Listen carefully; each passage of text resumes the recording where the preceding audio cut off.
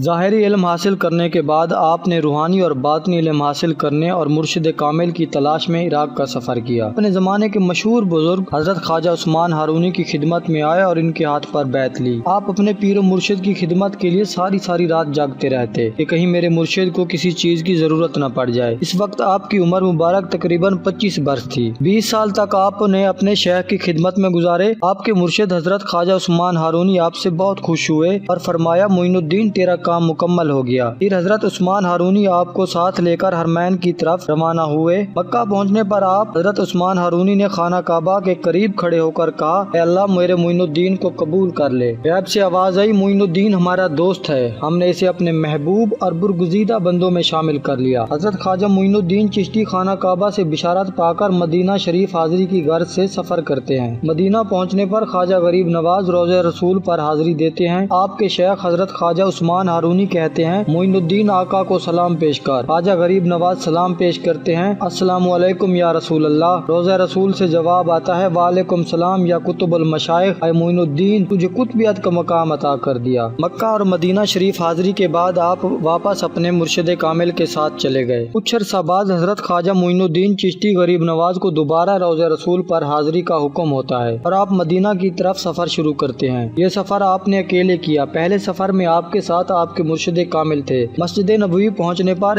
آپ ایک جگہ سر جھکا کر بیٹھ گئے۔ چنانچہ روضہ رسول سے آواز آئی، معین الدین کو بلاؤ۔ خدام نے آواز دی، یا معین الدین یا معین الدین۔ تو مسجد نبوی میں بیٹھے ہر شخص نے کہا، لبیک لبیک۔ خدام نے دوبارہ کہا، یا معین الدین۔ پھر سب لوگوں نے کہا، لبیک۔ خدام دوبارہ روضہ رسول کے اندر گئے اور عرض کیا، یہاں تو کئی معین الدین بیٹھے ہیں یا رسول اللہ، آپ نے کس کو طلب کیا ہے؟ اندر سے آواز آئی، ہم نے معین الدین چشتی کو بلایا ہے۔ پھر خدام نے آواز دی، معین الدین چشتی کون ہے؟ اب یہ آواز حضرت غریب نواز کے کانوں میں پڑی تو آپ کانپنے لگے کہ آقا نے کس طرح حکم فرمایا ہے۔ آقا کی بارگاہ کے قریب جا کر رک گئے۔ پھر آواز آئی، معین الدین اندر آ جاؤ۔ وہاں سے آپ کو ہندوستان جانے کا حکم ہوا اور اجمیر میں قیام کی تلقین ہوئی اور فرمایا تیرے وہاں جانے سے اسلام کا بول بالا ہوگا۔ آپ 3 سال تک مدینہ پاک میں درس دیتے رہے۔ اس وقت آپ کے شاگردوں میں بڑے بڑے محدثین شامل تھے جو آپ سے علم حاصل کرتے رہے۔ اس کے بعد ہندوستان کے سفر کی غرض سے آپ مدینہ شریف سے روانہ ہوئے۔ اس سفر کے دوران آپ کی ملاقات حضرت نجم الدین کبریٰ سے ہوئی۔ اولیاء کرام میں حضرت کبریٰ کا مقام بہت بلند ہے۔ حضرت خواجہ معین الدین 2.5 ماہ تک شیخ نجم الدین کبریٰ کے ہاں قیام پذیر رہے اور ایک عظیم صوفی کی محبتوں سے فیضیاب ہوئے۔ اس کے بعد معین الدین چشتی بغداد میں شیخ عبد القادر جیلانی کی خدمت میں حاضر ہوئے۔ کچھ عرصہ یہاں قیام کیا اور پھر تبریز تشریف لے گئے۔ وہاں خواجہ غریب نواز ابو سعید تبریزی سے فیضیاب ہوئے۔ ابو سعید تبریزی کو تصوف میں اعلیٰ مقام حاصل۔ چند دن یہاں گزارنے کے بعد آپ اصفہان تشریف لے گئے۔ وہاں مشہور بزرگ شیخ محمود اصفہانی کی محبتوں سے فیضیاب ہوئے۔ حضرت اصفہان سے روانگی کا سفر کرتے ہیں۔ حضرت قطب الدین بختیاری کو وہ یہاں سے ہی ساتھ لیتے ہیں جو بھی کم عمر تھے، جو بعد میں تاجدار ہند کہلائے۔ حضرت بختیار کاکی بابا فرید کے مرشد اور نظام الدین اولیاء کے دادا مرشد ہیں۔ اس کے بعد حضرت معین الدین اصفہان سے فرقان تشریف لے گئے اور وہاں آپ نے 2 سال وعظ فرمایا، ہزاروں انسانوں کو دائرہ اسلام میں داخل کیا۔ پھر ایران کے شہر استراباد تشریف لے گئے۔ ان دنوں وہاں ایک مرد کامل حضرت شیخ ناصر الدین قیام پذیر تھے۔